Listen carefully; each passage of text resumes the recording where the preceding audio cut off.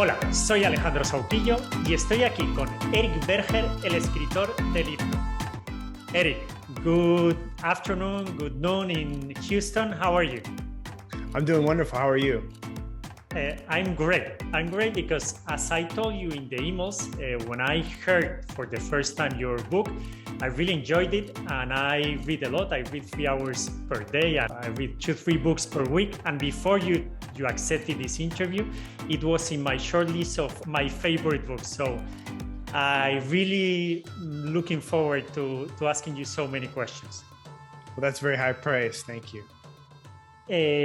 Before we start, I wanted to read you a quote from Abraham Lincoln, that for many is the best US president ever, that he said, "You can fool all the people some of the time, and some people all the time, but you cannot fool all the people all the time." This I'm saying because in Amazon, your book has 4.8 of rating out of more than 1,400 reviews. In Goodreads, 4.54 out of 2,220 reviews. And as you can see, or as the people that have not read your book, it's a high quality book that everybody that is reading it is saying that it is. So congratulations. Yeah, the reviews of the book have been really nice. It's been good to get that kind of feedback. I felt it was, I felt I did the best I could with the story. I felt like I worked really hard to do it justice, because no one had really told the story of the origin of SpaceX before and talked to a lot of these people who were involved in depth. And so it felt like it was a really precious thing to me. And so to see it come into the world and for people to like it is very gratifying. It's so interesting because it's a compelling book with so many stories that there are even life and death stories. And also, as Elon Musk said it, he tweeted about your book. He said it's an accurate book and a scientific book. I learned I don't have a background in aerospace, and here in Spain, unfortunately, we don't have this tradition of aerospace. And I've learned a lot in your book, so it's really, really interesting. But for those that don't know what the book is about, and say, okay, yes, this is a book about the first launch of Falcon 1, the first rocket of SpaceX. And they've seen this summer that also Richard Branson got to space, also Jeff Bezos with Blue Origin went to space. Could you tell the people that are not so familiar with space, what are the difference between achieving space and achieving orbit? Yeah, so what we've seen this summer with Virgin Galactic and Blue Origin are suborbital flights. And that means a spaceship goes up above the Earth's atmosphere and then comes back down. And so the flight is typically 10 or 15 minutes. The energy to get up into space and to stay there, to basically reach an orbital velocity of more than 20,000 kilometers an hour, is about 30 times greater than for one of these suborbital flights. And so you need a much more powerful rocket to achieve orbit than just to take one of these brief suborbital flights. And so that's really the big differences in terms of reaching orbit. You need a lot more energy. And of course, when you produce more energy, that means you need a more powerful engine, and that sort of amps up the risk, because the more thrust and power you put, the more larger explosion you have if something goes wrong. Of course, SpaceX was the first company to reach orbit, private company to reach orbit. And before, we're going to see before and also after, before just no other company had achieved it. But I think in your book, you said that at least a dozen companies had tried it. What had SpaceX that didn't have the other companies to achieve this incredible goal that was limited just to states? So, several countries by the year 2000 had independently developed their own rockets capable of reaching orbit, but these were large government efforts. state level efforts where, you had thousands of people involved and spending lots and lots of money, and it was spread across a lot of different contractors.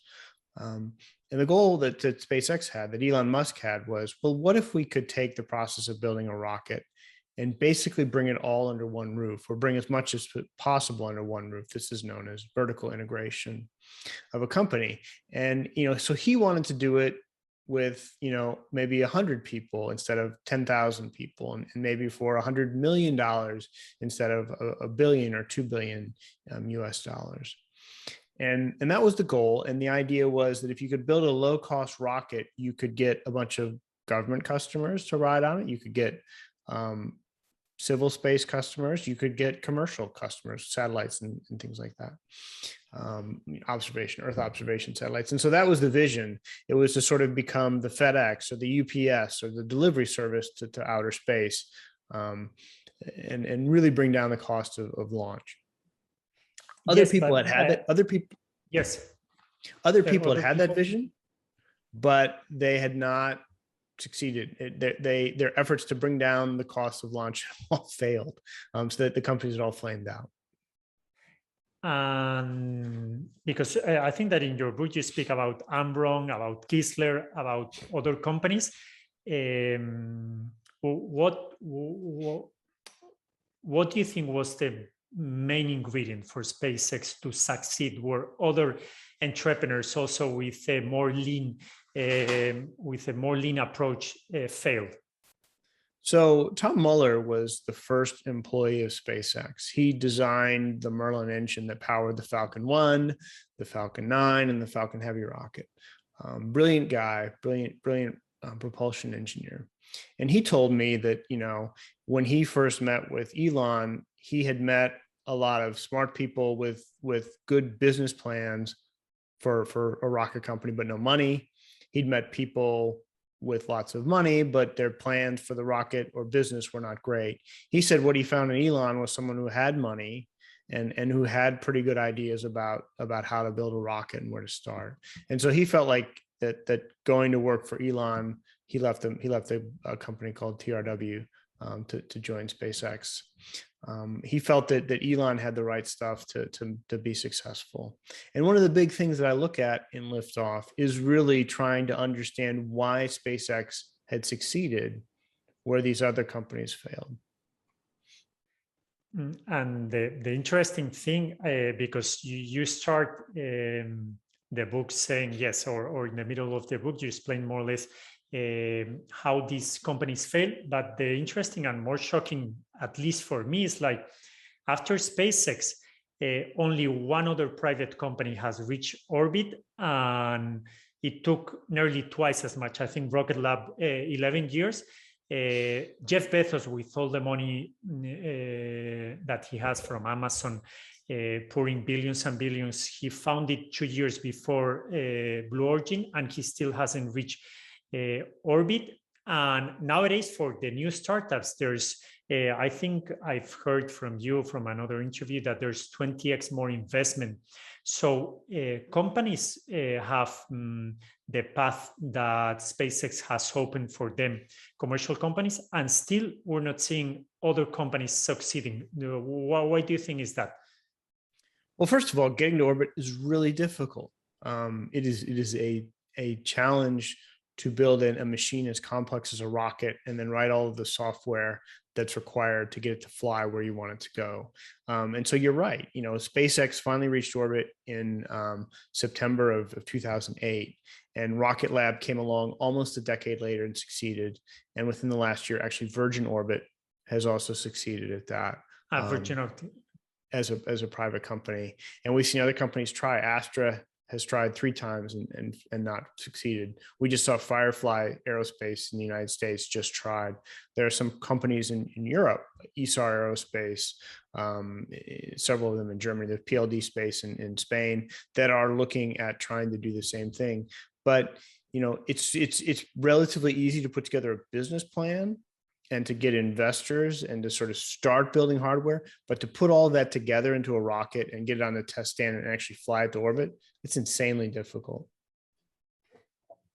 And I wanted to ask you if you had to bet how many years it's going to take for another commercial company or even nation state company, but let's focus in commercial company to reach these goals, what would be your bet? First, how long is going to take for another company to be able to make reusable rockets? It's a great question. You've got a couple of companies that are really interested in trying it. Blue Origin, you mentioned, is working on New Glenn, which would be a fully reusable or would be a reusable orbital rocket. I think they're going to probably launch in 2024. And maybe they'll succeed in landing, that time or not. Another company called Relativity Space in the United States is looking at this. I think they're targeting 2023, 2024 for their first attempt with a Terran R rocket. Our Rocket Lab is building a neutron vehicle, which is intended to have a reusable first stage. They're currently targeting 2024 for the first flight of that vehicle. We'll see if they make it or not.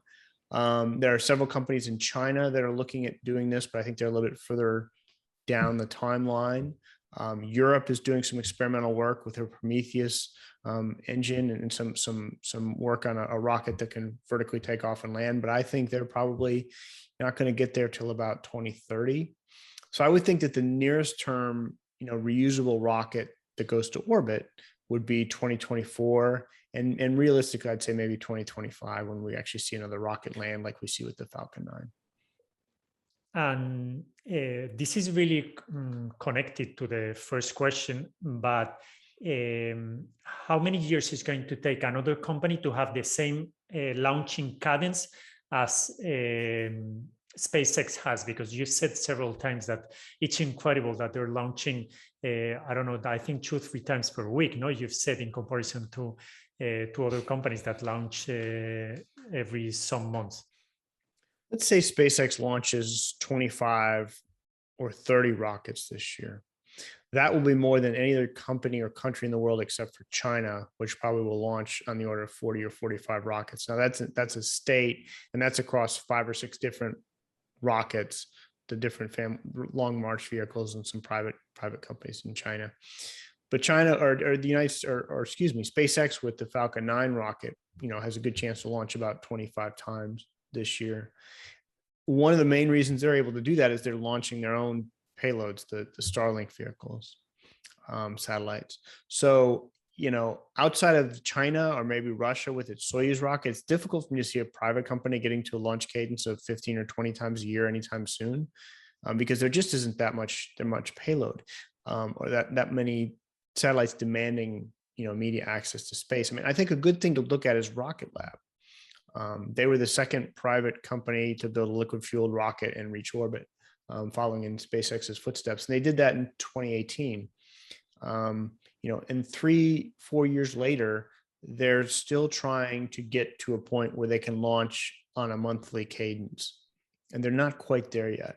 So even after these companies start launching more, succeed in actually taking that first step and putting a rocket in orbit, you've got the big challenge of learning how to build many more rockets in parallel and then sort of launching those, on a much more rapid cadence.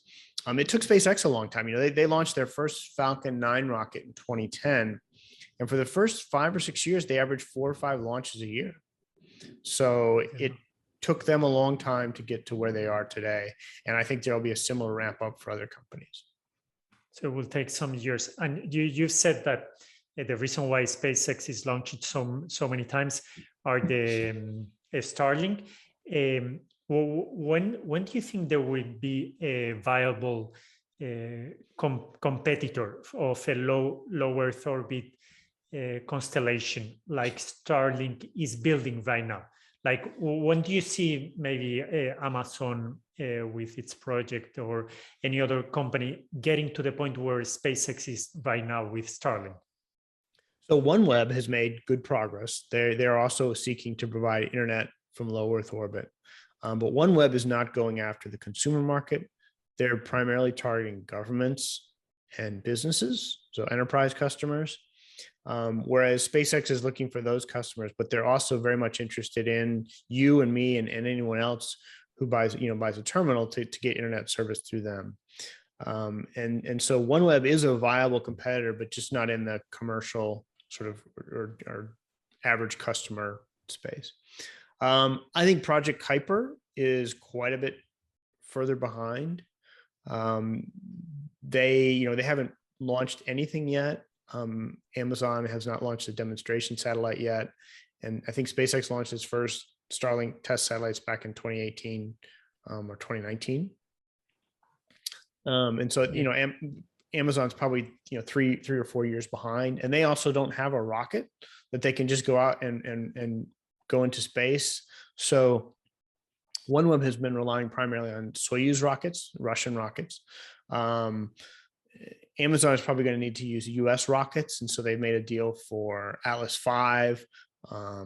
But, the other company, Jeff Bezos owns, Blue Origin, doesn't have its orbital rocket yet. And if they're not really ready by 2024, 2025 to start launching these OneWeb satellites, then, that puts them, 4 or even 5 years behind SpaceX and Starlink. And there's other companies like Telesat from Canada.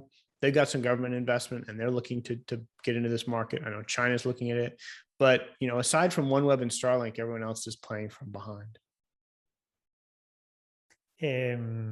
So it's quite amazing the years ahead of a run that has SpaceX over the competition. And of course, this is in part thanks to the talent that you've explained really, really good in your book, that it wasn't just Elon Musk, it was a bunch of really talented top tier engineers.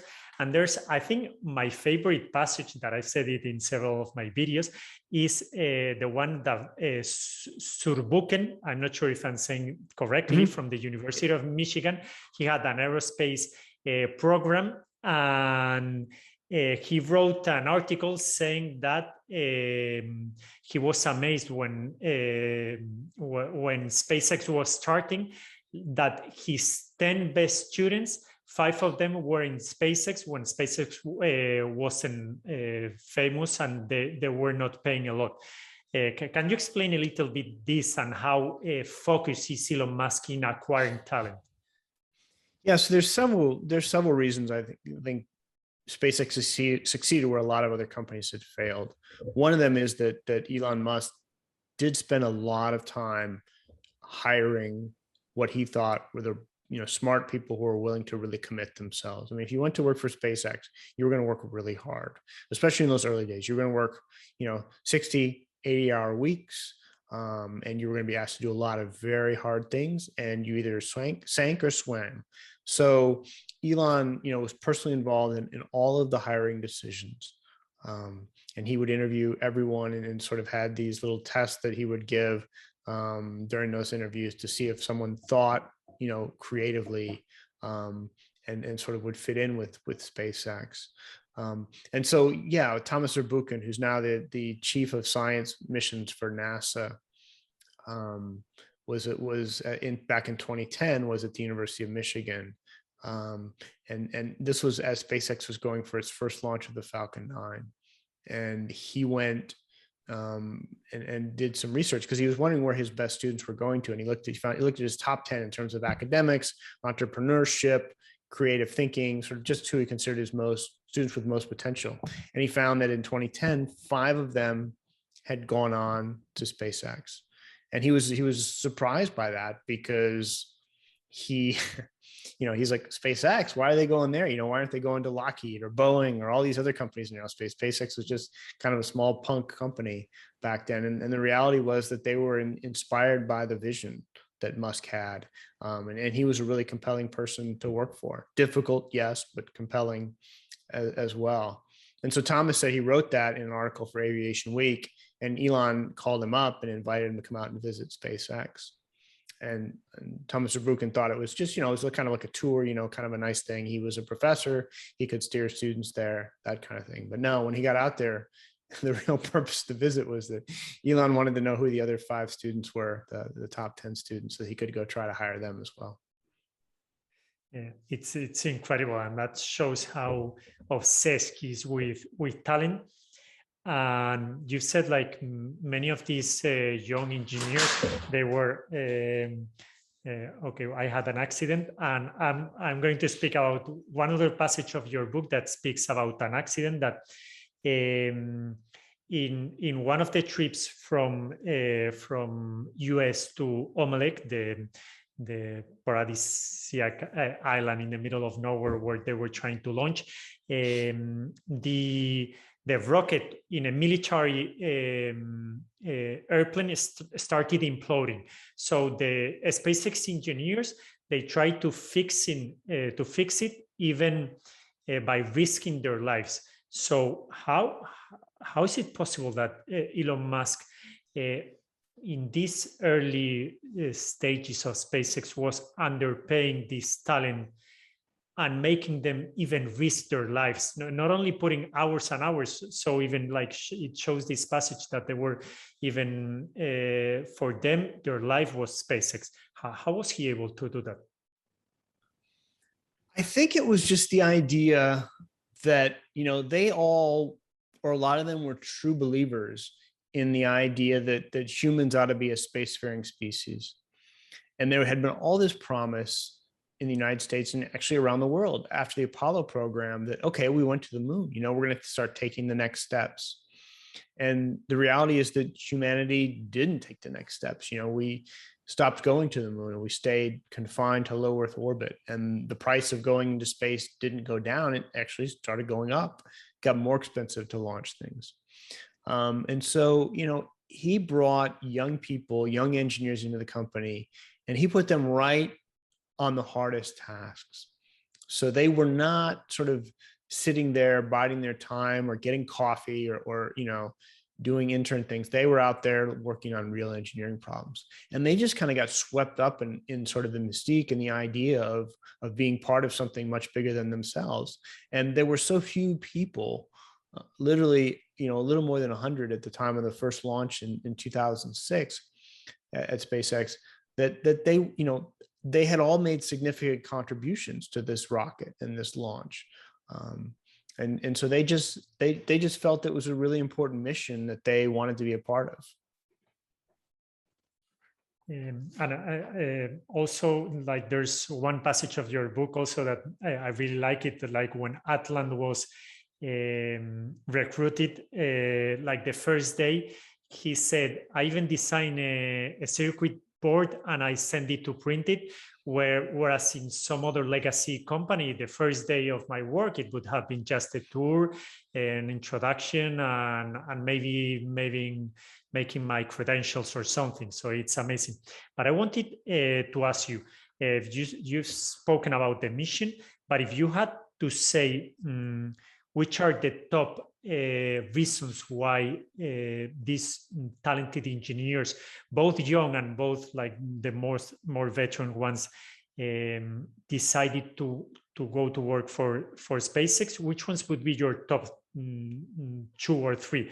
Like the mission, as you've said, a crazy, impossible mission, hands-on engineering that they were able, as you've spoken, and I've said like about Atlan, like you were able to be working on real things, or Elon Musk himself, like the way that he makes his hands dirty, the way that he's really super smart and knowledgeable, the way that he had the money, as you explained with Tom Mueller, that he saw like maybe right people with no money or the wrong people with a lot of money. So which ones would be like the top 2 or 3? I would think or hands-on engineering for sure would be number 1, because you got to really make a difference. And that was in contrast to a lot of other big aerospace companies at the time. Number 2, I would think it would just sort of belief in the mission, the challenge of trying to build a rocket with a small team. And it really felt like a right stuff kind of environment for them to be there. And I think 3rd, they all had a financial stake. If you hired on early, you had options in private stock in SpaceX. And so if they were successful, they knew that they would all share in the bounty of that success. Of course, with all this talent, Elon Musk and SpaceX was able to go really, really fast. There's one thing that you speak in your book, that NASA, when they were developing missions, they realized that it was impossible or nearly impossible to do faster, cheaper, and better products or projects. And Elon Musk in SpaceX, he's always aiming for faster, cheaper, and better. How is he able to do it? Yeah, that's one of the really interesting things. You know, back in the 1990s, NASA science missions tried to go faster, better, and cheaper. And they experienced a number of failures. And so they dropped that, and the saying became faster, better, and cheaper. You can only pick two, right? You can go faster and better, but it won't be cheaper. Or you can go faster and cheaper, but it won't be better, that kind of thing. And what SpaceX has aspired to do was go faster than the competition, do it better than the competition, and do it cheaper. And in some regards, they've definitely succeeded, right? If you look at the Commercial Crew Program, they were competing with Boeing to get humans to the International Space Station. They've done so with the Dragon. They're going to be faster by 2 or 3 years. They're going to be cheaper in the sense that it's about 50% the cost of Boeing. And you could argue that it's better, the service in terms of up and down on the Falcon 9 rocket, although that's to be determined. But so they've succeeded. And so the question is, how have they done it? I think it's a good question. And I think there's lots of answers, but probably the most important one is that they have this design methodology when they're building things, is they're willing to fail. Okay. And so with your early prototypes, you know, when you're building something to solve a problem, you know, you can study it, you know, for years and fall into this sort of analysis by paralysis, paralysis by analysis. And so what SpaceX has done is like, okay, we're going to analyze it a little bit, but then we're just going to go build something and test it and see if it works.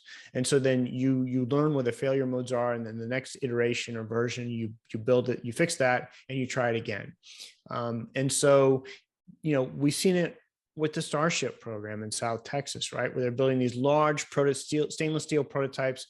They're going up and then they're trying to land them, and they were crashing. And that was by design, because they were learning the failure modes of Starship. And then every time they would, you know, learn a little bit more and then fix it. And then finally they solved the problem. They landed this first Starship. So they did the same thing with the Falcon 1 rocket. And it was this iterative design method that allowed them to go faster. And it was cheaper because they weren't spending all of these person hours, you know, doing all this complex analysis and design and then reanalysis. And then it's better because would you rather fly in like sort of a rocket that's flown 10 prototypes and the last 3 worked, or a rocket that like was built traditionally where you spent 10 years designing it and building it and assembling it, and then it's the first time is on the launch pad? You'd probably rather have the one that went through iterative design, that sort of like had proved itself over the years and like had sort of shucking out all the failure modes in real world situation. And apart from the iterative design that you've spoken, that at least I'd like to fly with a rocket that has flown several times. You speak that, or you wrote in Liftoff that Elon Musk was relentlessly pushing, and he even put the schedule in the men's urinals where everybody was seeing. So my question is like, also when they were launching in Omelek, I think it's Thomas Mueller or Buzza, I think you will correct me, that he said, this reminded me of the Apollo mission, like everybody was pushing together and they were like some old engineers, but the rest, they were all young engineers.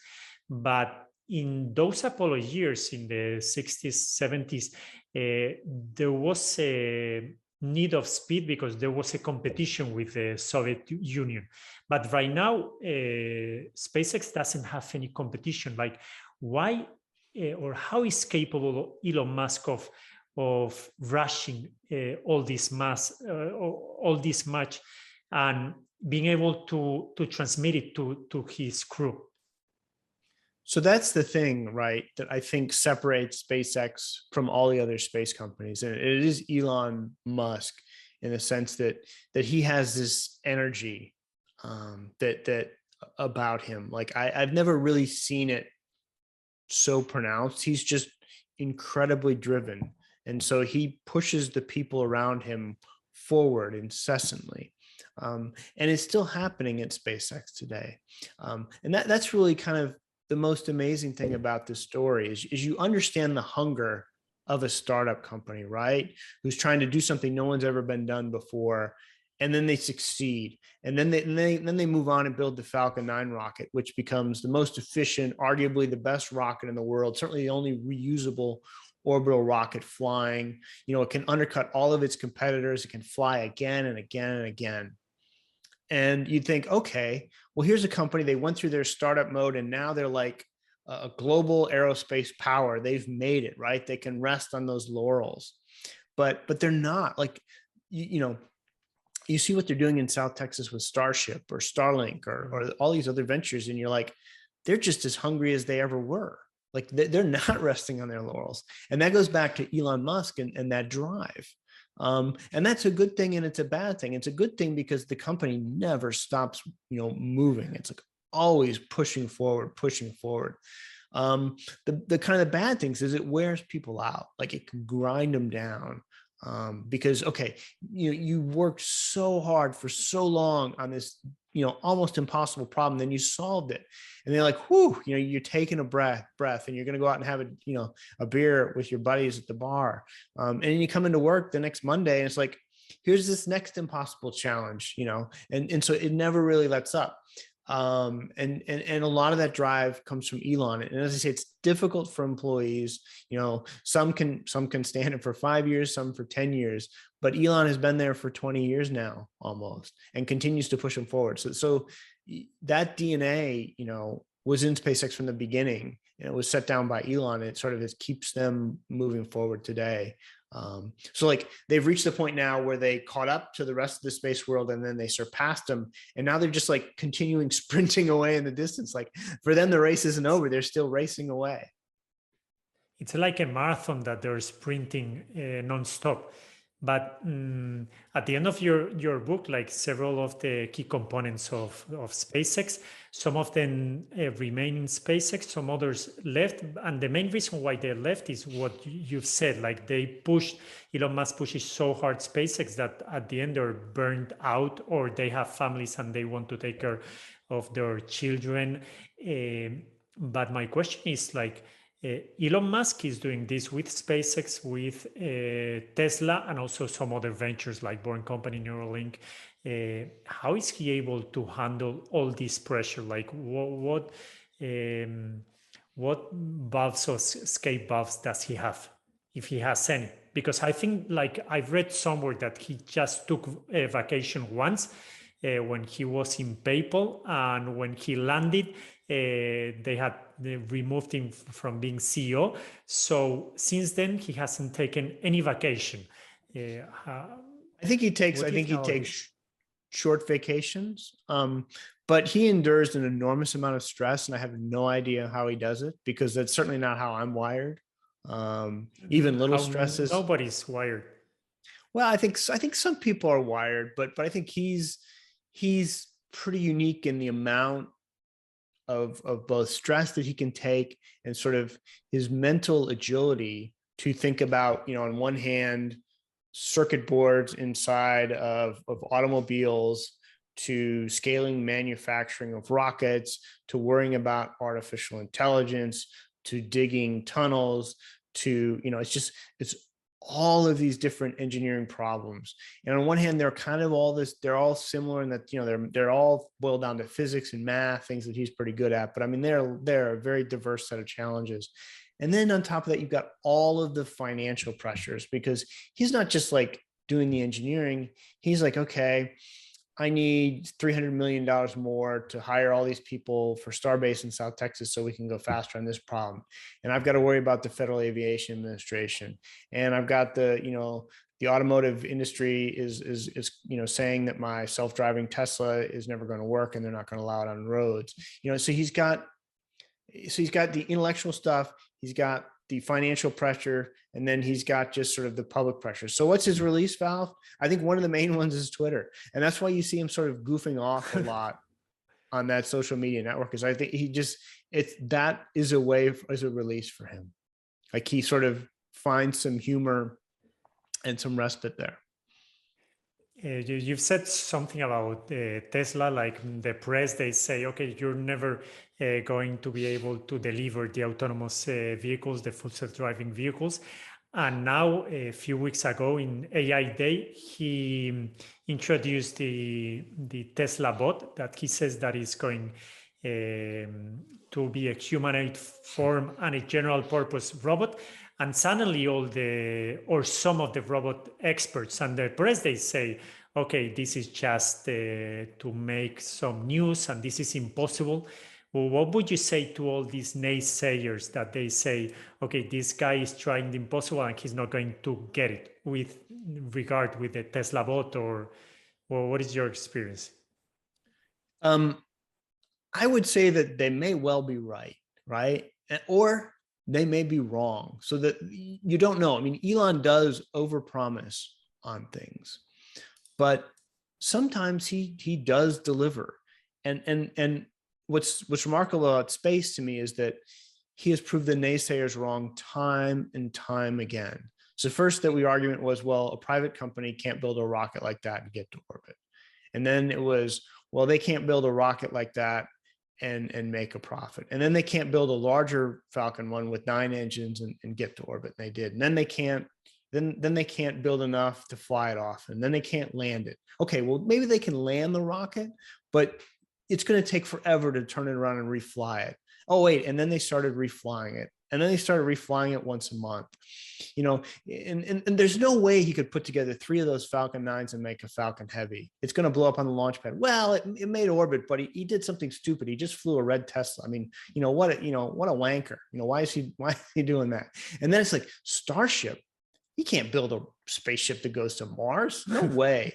And then now they're building it. So, I mean, I understand the naysayers, and Elon is not right about everything, but he's a pretty smart dude. And so if he's looked at a problem and identified a potential solution, I don't think the right way to go at him is to say, well, that will never work, because it might. And just because you have your preconceived notions about what works and what doesn't, you may be right and you may be wrong. And I think that's one of the interesting things about Elon is he looks at problems and he identifies a potential solution.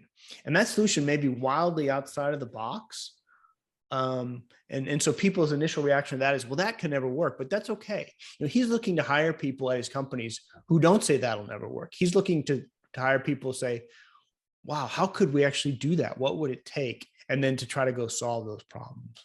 Like, as I wrote in the book, I mean, he never wants to hear from an employee, well, that's not the way it's, or we've always done it this way, or that's not the way it's always been done before. He wants new ideas and new ways of solving things, because maybe the old way was broken or too expensive or took too long. Don't you think, like, with these new ideas, if he's able to deliver in the Teslabot, don't you think like it would be a key component of his mission to be able to make a sustainable colony in Mars? Because at the beginning, as Keith said, people will die. So why, if in 5-6 years they are able to get a really useful humanoid robot, why don't send a bunch of robots and, okay, nobody's going to die? Maybe some robots are in the trash, but nothing else. I haven't talked to Elon about the Teslabot, so I don't know what the big plans are for it, but it wouldn't surprise me if there's a crossover between Tesla and Mars. But I think, he's primarily focused right now on the biggest challenge to getting there, which is building a large reusable rocket. And so that's why they're working so hard on it in South Texas. Yes, they have work to do. You've said, look, I haven't spoken to Elon Musk. Do you speak with him in a regular basis, or? It depends. There's, we'll go months without talking, and then maybe I'll see him in pretty short order, or we'll talk on Twitter DM or something like that. But I mean, we're not like regular correspondence, but yeah, I talk to him. You speak. And how would you define Elon Musk? As a human being, he's nice. He's not a bot. As a human being, and as an engineer or entrepreneur, as a CEO, he sees himself first and foremost as an engineer. And I think that's a good description, because an engineer is someone who tries to solve problems. And that's what he does. He looks around the world and sees problems. He sees, well, our demand for energy is greater than our supply of fossil fuels, and the use of fossil fuels is harming the planet. So let's find and make another source of energy more accessible.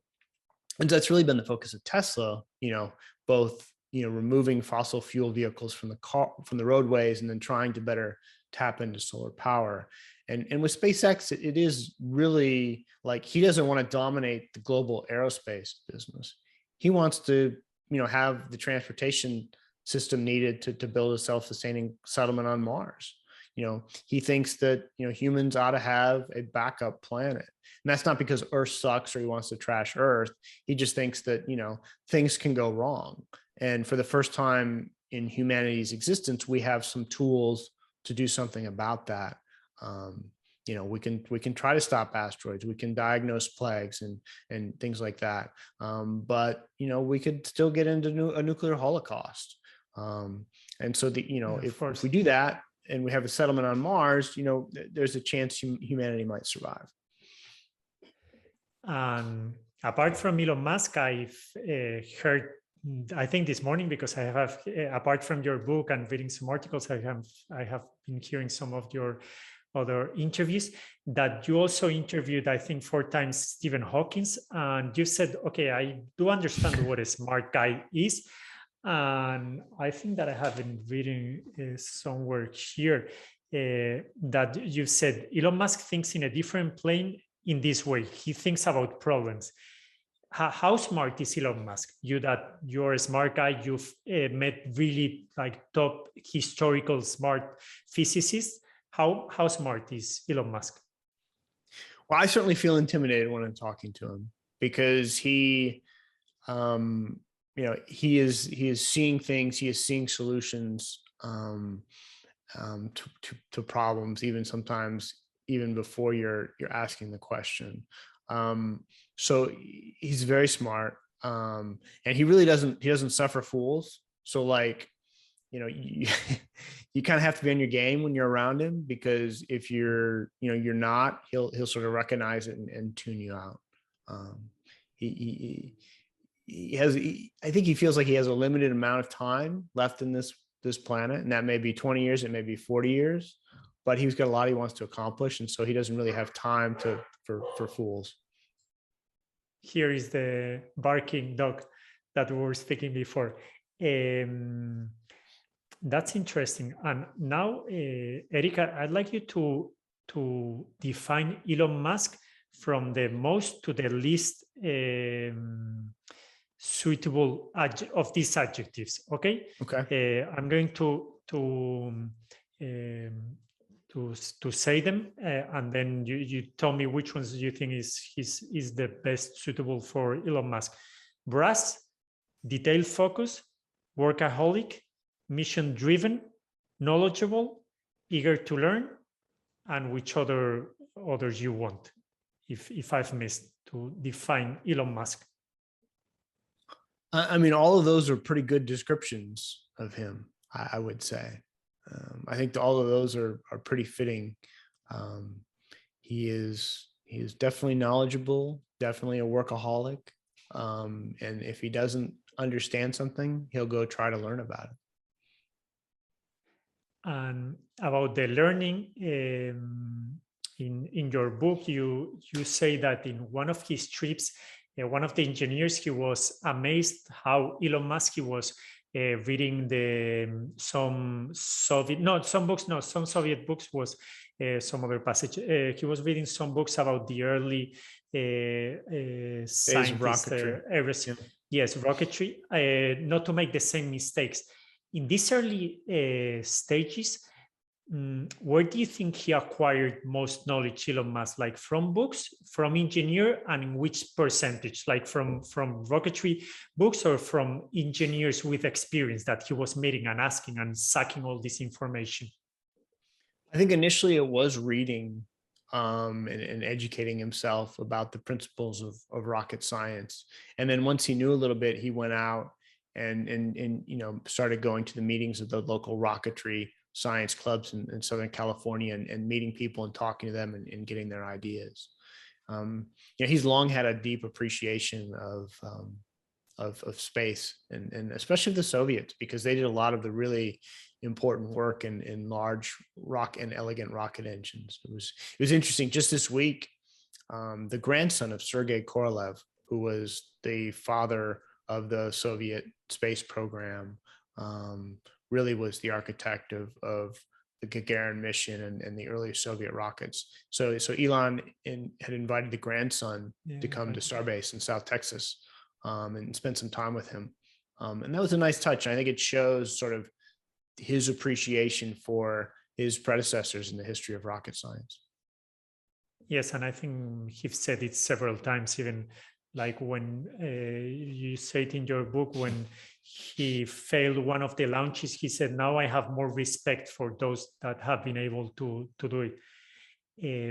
And you've also had the pleasure, apart from meeting Elon Musk, apart from meeting like different SpaceX first employees, you've had the pleasure to be in engineering SpaceX meetings with Elon Musk. How is Elon Musk in these meetings?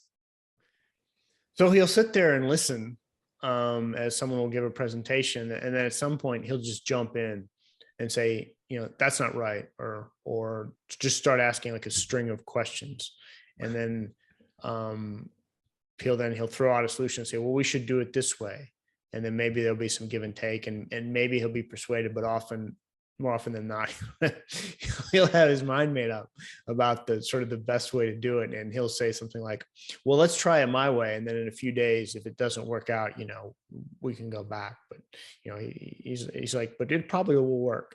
And one of the meetings I was witnessing was actually, they were looking for places to test the Raptor rocket engines. And so he was saying they should reuse this test stand and in Central Texas at their McGregor facility.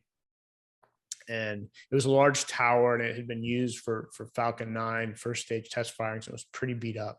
And he was like, no, we should refurbish that test stand. And he was sort of, it went on for about 20 minutes about sort of how they would do that, how they needed to get like a mobile elevator out there that weekend to start getting up there and fixing it and all this stuff. And I found out a couple minutes later they were in fact testing Raptor engines now on that test stand. So I guess that particular idea or solution he had worked out. So he's really hands on all kind of details. But at least for sure. At least when you were in this kind of meetings, if an engineer showed him data that his idea was better than Elon's, did he correct or came back, or you didn't witness this kind of situation? Look, I mean, Elon has an ego. There's no doubt about it. But if someone shows him the data or has a good idea, he'll go along with that in a heartbeat. I mean, his goal is to solve these problems, not sort of see himself vindicated. Okay, now I want you to ask about the future. I think that you've read a few days ago, they have been leaked on some tweets about an all hands on deck Tesla conference, what Elon Musk is saying to all his company. And one of the things they've said is in 10 years time, Elon Musk might be moving to Mars. And afterwards, they've confirmed it from different sources. So it seems like he said that. How probable do you think that this happens? Elon Musk moving to Mars in a decade, I would say there's about a 0% chance of that happening. 0%. Okay, we will re-put, or we will remake an interview in 2031. You can come back and you can see. come back and tell me. Look, I think it would be a miracle, an absolute miracle, if humans safely launched to Mars in a decade from now. It's just an extraordinary challenge, much, much more difficult than the Apollo program was to go back to the moon. It really makes that look like child's play in terms of the complexity of staging a Mars mission. And Elon is not going to be one of the first people to go to Mars. He may retire there one day, although I have my doubts because I don't think Mars is all that hospitable, even with some robots there to pave the way. But difficult for me to see Elon going to Mars for at least 20 years, but maybe after that, who knows? I hope that it's even longer, because I'm a Tesla fan and investor. So I hope that he stays in the earth, like with both companies. And if you said, okay, 0%, it sounds quite reasonable, but we never know. But if you had to bet in which year, if ever, SpaceX has, or SpaceX or humanity has a 1 million self-sufficient colony on Mars, as Elon Musk dream and goal about SpaceX is, when do you think it could happen, if ever? 2075 would be my guess. 2075, wow. So maybe 55 years from now. And Eric Berger, if today it was possible to go visit Mars, would you go? No, I don't think so. That's a long trip. I think you have to have a pretty special psychology to get in a spacecraft, even one as big as Starship, and sort of get in there and watch the Earth recede day after day after day, and then sort of be in this little bubble, and then go to Mars and come back. I'd go to the moon in a heartbeat, because I think that that's a shorter trip, and it would be pretty wild to stand on the gray surface of the moon and look back at Earth. Mars is just like probably like a 3-year commitment. Still pretty risky. And so, yeah, I'd probably rather go to the moon, but I'm a little selfish. So, but even to go to the moon, you would need the Starship. Yes. What I don't understand about Starship, that all the knowledgeable people about space as you are, you speak about like, okay, it's the tallest spaceship ever, and also the most powerful it will be, but it's only not that big in comparison to Apollo 11. I think it was from the 60s, 70s. So, and I think the thrust also, how does it compare with the first Apollo's rockets that brought us to the moon? Right. So the key is that Apollo was a 3-stage rocket. So you had a first stage, second stage, third stage, and then on top of that was the Apollo module, right? That had the Apollo capsule, the lander that went down to the moon and then came back to the capsule. And all of that, everything out of that was lost except for the capsule, which came back to Earth. Starship, by contrast, is a 2-stage vehicle. There's the first stage, this big honking rocket. That first stage comes back and land, within about 10 minutes of launch. And the Starship vehicle is basically about 40% of the total mass, and that's the upper stage. And if you compare the size of Starship to the Apollo command module and lander, it's many, many times bigger and has much more power. And just one example to help you understand this is, if they had taken the Apollo lander and turned that into a spacecraft to just take cargo to the moon, right? Not crew, but say you wanted to send 5 tons of food to the moon. That was the capacity of the Apollo vehicle so that whole stack, Saturn V rocket, 3 stages, you could send 5 tons to the surface of the moon. 5 tons. Starship, if it's fully expendable, like by that, I mean, you send it to the moon and it just stays there, you could take 200 tons of cargo to the moon. So that's 40 times more payload to the surface of the moon than what Apollo did. So while, okay, yeah, the Saturn V rocket and Starship may look similar in size on the pad, the capabilities of these two vehicles are just really not comparable. What do you think about Starlink? Like, when do you think we will have a worldwide low Earth orbit internet? And also, if apart from internet and data, it will help also track the weather, because you're also a meteorologist and you have a lot of experience. Do you think it can have some other applications about apart from data? So I think the worldwide service of Starlink is probably a couple of years away, but they're clearly moving in that direction and learning a lot. There will be probably at some point some secondary instruments or data collecting devices or put on these Starlink satellites, because they're going to have lots of capacity to communicate down with the ground, and so you could use them to collect data. The fact is, though, we have really pretty good weather satellites right now on orbit. So there wouldn't be that a big difference if it's closer. I mean, to Earth. It's possible. Yeah, it's possible. You could get some useful information. But as I say, that the existing satellites we have now are pretty good. Okay, and apart from what Elon Musk is trying with making the 1 million colony in Mars, as we've spoken, and Jeff Bezos, like the artificial habitats that he's dream of Blue Origin, which are the craziest visions that you see in the space industry right now? The biggest one comes from a guy named Tim Ellis at Relativity Space. They're really the only other company that's looking at Mars as an end destination. They're the company that's 3D printing, trying to 3D print the entirety of rockets to really speed up the manufacture here on Earth and bring down the cost of launch. Thomas Mueller, is it or some other? No, Tim Buzza. Tim Buzza went to work for them. Yes. Zach Dunn as well. And some other people, and very impressive company. They have a plan to build a fully reusable rocket, the Terran R vehicle, so like kind of like a mini Starship.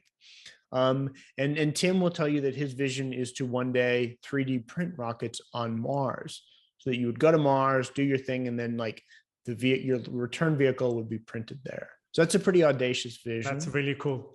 Yeah.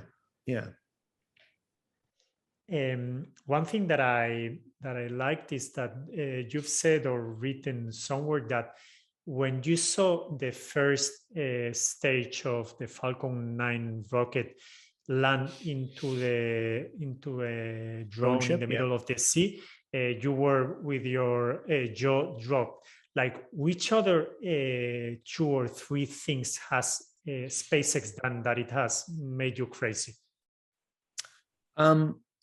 Yeah, so that was in 2016 when they first landed on the automatic on the drone ship, and that really was for me a moment that looked like science fiction. I think the Falcon Heavy launch is way up there for me as well, because I kind of expected that rocket to blow up as it was going into orbit, because it had 27 engines and just it was a lot to try to manage, and it was pretty much fully successful. So that was extremely impressive. And it's hard not to look at what they're doing with Starship and see the scale of that vehicle and be impressed, because it is absolutely unprecedented what they're trying to do in the history of space. And so if they succeed, it would be really tremendous.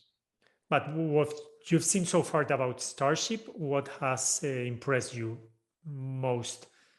Like the testing flights, I guess, or I think the full-scale prototype test flights where they went up and did the belly flop maneuver, and you sort of have this massive steel, tall skyscraper falling through the atmosphere. I mean, it's remarkable. And then it sort of arrests its motion and then comes back down. It's quite a thing to see. Yeah, it's incredible. I wanted to ask you, because you're a great writer. Even I think it's your first book, right? Yes. Liftoff. By the way, like everybody that is seeing, there will be a link in in the description. Which are the best non-fiction books that you've ever read? They can be space or any other. The best nonfiction books. Non-fiction books. Yeah, I mean, there's a book by Katie Mack that was recently written called The End of Everything, which is great. It's kind of about the fate of the universe. And I really liked it. It came out a year or two ago, and I really liked that. If you're interested in astronaut biographies, there's a book called Riding Rockets by Mike Mullane, who was an astronaut in the 1980s and 1990s, and it's really gives you great insight into what it was really like being an astronaut. So it's a very real book in that sense. And then one of my interests is cycling, and so there's a book called The Rider by Tim Krabbe that sort of is about his experience as kind of a semi-pro bike rider. That's very, very well written. So you might know Miguel Indurain, that he was. Of course, I know Miguel Indurain, and then, from Spain, and all the travails with the Movistar cycling team. Yes, so. Yeah, he was great. Okay, to wrap up this interview, I want you to play a game. Okay, Eric? Okay. You just have to say one word and not repeat of each of the words that I tell you. Okay? Are you ready, okay. Mr. Yep. Eric Berger? Okay. And I want you to answer really fast. The first thing that pops to your mind. SpaceX. Fast. Elon Musk. Driven. Falcon 1. Small. Tom Mueller. Brilliant. Chris Thompson. Funny. Team Buzza. Awesome. Falcon 9 reusable first stages. Unbelievable. Hans Koenigsmann. German. Starlink. Voluminous. Gwynne Shotwell. Fantastic. Jeff Bezos.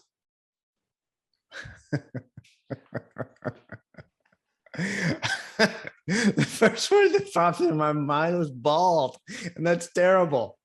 No, it can't be. That's awful. Okay, so you can have another chance. Jeff Bezos. Rich. Starship. Huge. Okay, this is it. Eric, I've enjoyed it so much. Thank you very much. And I want you to ask you for a favor. Every time that I do a video, I start with, hola, soy Alejandro Sauquillo y estoy aquí para que triunfes. But when I do an interview, I ask the guest to say. So I want you to, it means like, hello, I'm Eric Berger, and I'm here for you to succeed. So I want you to say, when you're ready, hola, soy Eric Berger y estoy aquí para que triunfes. Estoy aquí. What do I say after that? Estoy aquí para que triunfes. For you to succeed. Triunfes. Para que triunfes. Para que triunfes. Hola, soy Eric Berger. Soy aquí para que triunfes. I'll do my best. Fantastic. Fantastic. You will have to come to Spain. I invite you to my home and you can practice so much Spanish. Eric. Muy bien.